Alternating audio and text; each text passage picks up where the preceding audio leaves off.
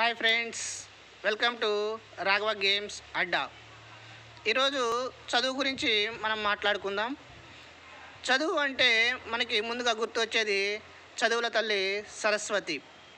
ఆ చదువుల తల్లి సరస్వతి ఎవరినైతే అనుగ్రహిస్తుందో వాళ్ళు ఉన్నత స్థితిలో ఉంటారనటంలో ఎటువంటి సందేహం లేదు. మరి చదువుల తల్లి సరస్వతి అనుగ్రహం ఏ విధంగా కలగాలి అంటే అసలు చదువు అంటే ఏంటో మనము ముందుగా తెలుసుకోవాలి. చదువు అంటే మనలో ఉన్న అజ్ఞానాన్ని తొలగించేది చదువు.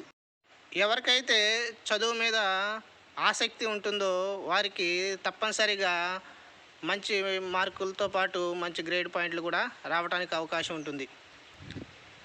చదువు అంటే ఒక మార్కులే గ్రేడ్ పాయింట్లో లేకపోతే ర్యాంకులో కాదు. మనం చదువుతో పాటు చుట్టుపక్కల ఉన్న పరిసరాలను కూడా మనము అర్థం చేసుకోవాలి.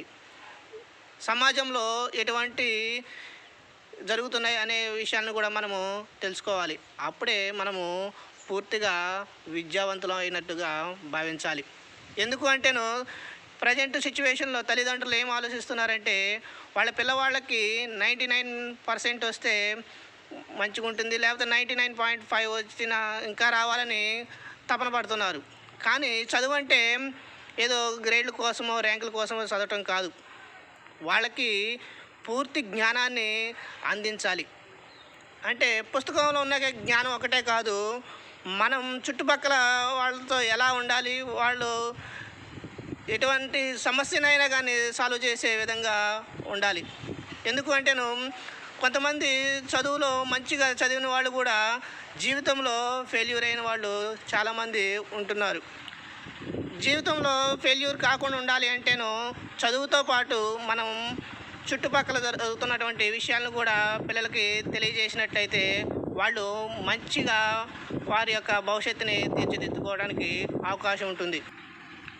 ప్రజెంట్ చదువు అంటే ఏ విధంగా మారిపోతుందంటేను మీ పిల్లవాడు ఏ స్కూల్లో చదువుతున్నాడు, అబ్బా మా పిల్లవాడు టెక్నో స్కూల్లో చదువుతున్నాడు, లేకపోతే వేరే అంటే ప్రైవేటు ఉన్నత స్థితిలో ఉన్న ర్యాంకులు అంటే మొదటి ర్యాంకు సంపాదించిన స్కూల్లో చదువుతున్నాడు, ఈ టెక్నో స్కూలు, లేకపోతే ఇలా స్కూల్ పక్కన ఈ టెక్నో అని, లేకపోతే పెద్ద పెద్ద పేర్లున్న స్కూళ్ళల్లో చదివితే వాళ్ళు హుందాగా భావిస్తున్నారు. స్కూళ్ళ పేర్లో ఏమీ ఉండదు.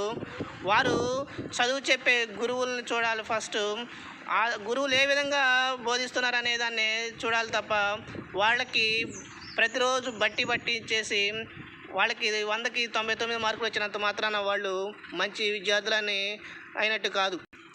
తల్లిదండ్రులు కూడా ఆ ఆలోచన నుంచి బయటకు రావాలి. ఎందుకంటే చదువు అంటే ఒక మార్కులు ఒకటే అని మీరు భావించవచ్చు, కానీ మార్కులతో పాటుగా చాలా విషయాలు ఉన్నాయని మీరు భావించాలి. అంటే టయానికి ఏ విధంగా స్పందించాలి అనే దాని గురించి కూడా మనము ఒకసారి ఆలోచించినట్టయితే ఒక చిన్న ఎగ్జాంపుల్ మీకు చెబుతాను. ఒక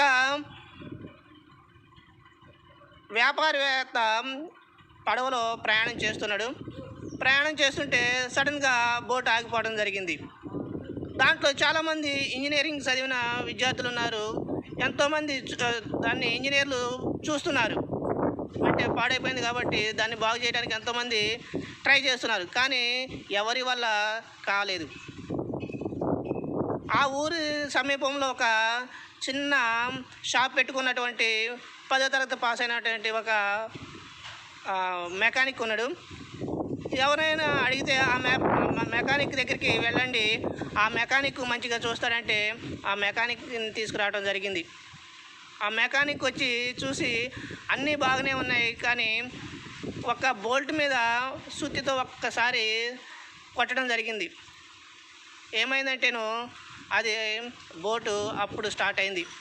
అంటే చూసారా, ఇంజనీరింగ్ చదివిన వాళ్ళు ఉన్నారు, అక్కడ చాలామంది ఇంజనీర్లు ఉన్నారు, కానీ టయానికి ఏ విధంగా చేయాలనే దాని గురించి వాళ్ళకి తెలియకపోవచ్చు.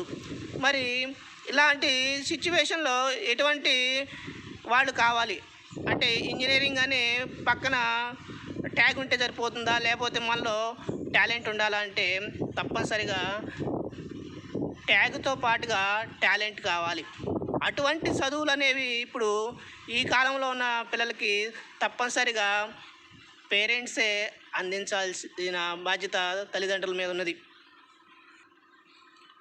చాలా చోట్ల వింటున్నాం, 99 మార్కులు వచ్చి 100 మార్కు రాలేదని కొంతమంది చనిపోయిన సంఘటనలు కూడా చూస్తున్నాం.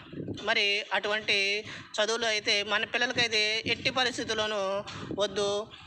అటువంటి చదువులు కాకుండా జ్ఞానాన్ని పెంపొందించే చదువులని మన పిల్లలకి కనుక నేర్పినట్లయితే వాళ్ళు మంచి స్థితిలో ఉంటారు అనేది నా భావన.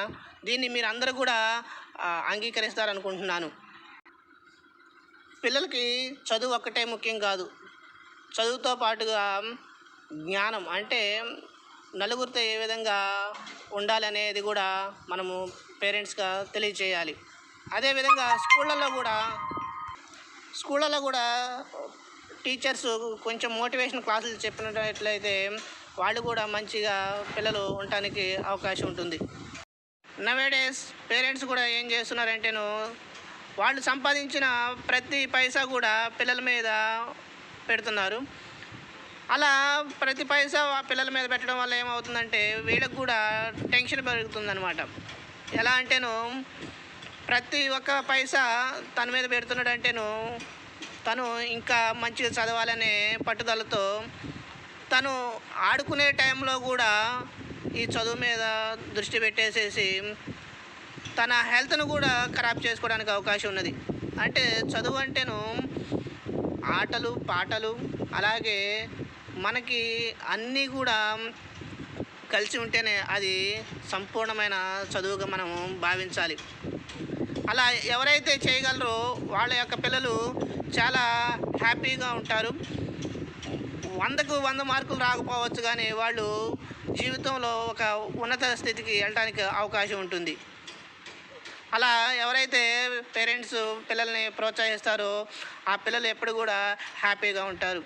అలా కాకుండా మార్కులే పరమావధిగా భావించి పిల్లల్ని ఎప్పుడు కూడా చదువు అని వాళ్ళ మీద ప్రెజర్ చేస్తే వాళ్ళు ఆఖరికి చచ్చిపోవచ్చు, లేకపోతే పిచ్చివాళ్ళుగా మారిపోవచ్చు, లేకపోతే సైకోలు కూడా మారిపోవడానికి అవకాశం ఉన్నది. అందుకని వాళ్ళకి ఏ రంగంలో అయితే ఆసక్తి ఉన్నదో వాళ్ళని కనుక్కోండి. పిల్లవాళ్ళని మీరు ఒకసారి కనుక్కోండి, ఏ రంగంలో మీకు ఇంట్రెస్ట్ ఉన్నది అనేది ఒకసారి కనుక్కుంటే వాళ్ళకి ఏ రంగం అయితే ఇంట్రెస్ట్ ఉందో వాళ్ళని ఆ రంగంలో మీరు ప్రోత్సహించినట్లయితే వాళ్ళని మంచి విద్యార్థులుగా తీర్చిదిద్దడానికి అవకాశం ఉంటుంది. సో ఫ్రెండ్స్, ఈ వీడియో కనుక మీకు నచ్చినట్లయితే లైక్ చేయండి, అలాగే షేర్ చేయండి, నా ఛానల్ని సబ్స్క్రైబ్ చేయండి.